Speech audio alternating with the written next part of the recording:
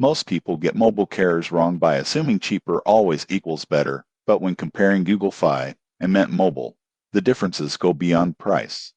Here's an honest breakdown, so you can choose the right plan. Google Fi is a flexible, pay-as-you-go carrier that uses multiple networks plus Wi-Fi calling to maximize coverage. The surprising truth is its automatic network switching. It constantly chooses the best available signal, which can significantly reduce drop calls. Plans start at $20 per month for unlimited calls and texts, with data billed at $10 per GB. For heavy data users, the unlimited plan costs $70 per month.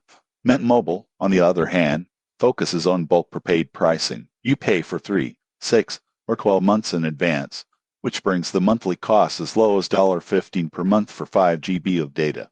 Unlimited plans start at $30 per month if paid annually.